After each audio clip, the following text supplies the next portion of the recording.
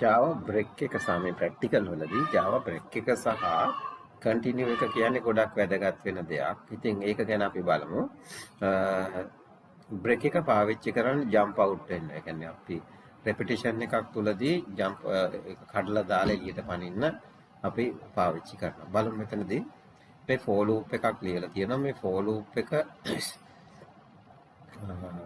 බලන්න 10 පාරක් වැඩ කරන i equal 0යි 10ට වඩා අඩු වෙනකන් කන්ඩිෂන් එක තියෙනවා. මේක 10 පාරක් වැඩ කරන විදිහට යන්න. පළවෙනි පාරම බලමු i වලගේ 0යි. මෙතන if එකේ කන්ඩිෂන් එක false. ඒ නිසා ඒක ඇතුළට යන්නේ 0 කියන එක print වෙනවා. ඊට පස්සේ i++ 1 වෙනවා. නේ?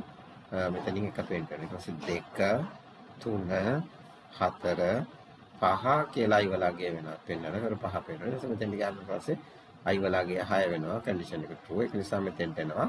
මෙතෙන්ට ආවට පස්සේ i equal 6 ඊට පස්සේ break වැඩ කරනවා. එතනින් කැඩිලා යනවා break එකෙන්. මේ for loop එකෙන් එළියට විසික්ක වෙලා යනවා නේද? ඊට පස්සේ එතනින් ඉවර වෙනවා program. එතකොට break එක ආවහම ඒ repetition එක end වෙලා යනවා.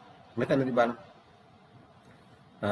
i මේ while loop එකක් තියෙන්නේ i equal 1 i equal 0 condition එක i less than 10 0 to 9 මේක වැඩ කරනවා. එතකොට මේ while loop එක මේකෙදි මුලින්ම 0 print වෙනවා. ඊට පස්සේ i වලගේ එකකින් වැඩි වෙනවා 1යි. condition එක check කරනවා false. නැවත වාරයක් වැඩ කරනවා. එතකොට i වලගේ 2යි. i වලගේ 2 පෙන්නනවා. i වලගේ 3ේදී 3ක් පෙන්නනවා. i වලගේ 4 වෙනකොට මෙතන 4 පෙන්නනවා. output වෙනවා. output වෙලා නෑ. sorry.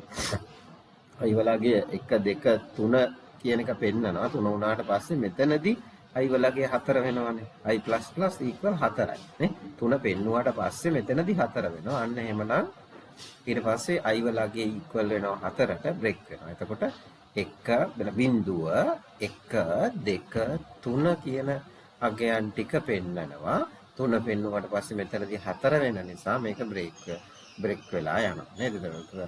for loop එකකදී while loop එක දෙකේදීම මේ break දෙකක් වැඩ කරන විදිය මෙතන තියෙනවා. ඊට පස්සේ බලමු continue එක. continue එකේදී වෙන්නේ skip වෙනවා. current iteration එක skip වෙන එක තමයි වෙන්නේ. end වෙන්නේ නැහැ.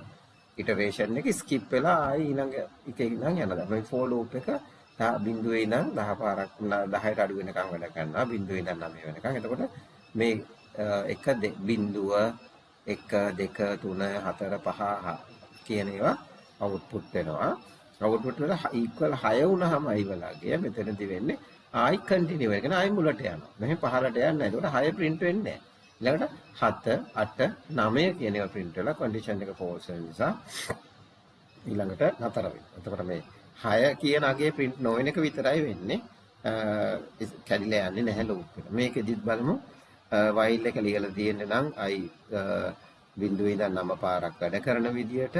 හැබැයි මෙතෙන්දී බිඳුව එක මේ condition එක true වුණ ගමන්ම i equal 5 වුණ ගමන්ම continue වෙලා මුලට යනවා. හැබැයි එතනදී මතක තියාගන්න ඒකේ ඇතුලේ i++ එකක් තියෙනවා. i equal 5 වුණාට පස්සේ මෙතනදී ඇතුළට එනවා. i වලගේ 6 වෙනවා.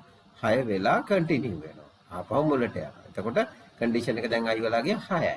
6 නිසා දැන් මෙතනින් 6 output වෙලා මෙතනදී ආ එකක් වැඩි කරගෙන 7 කරගන්නවා. right?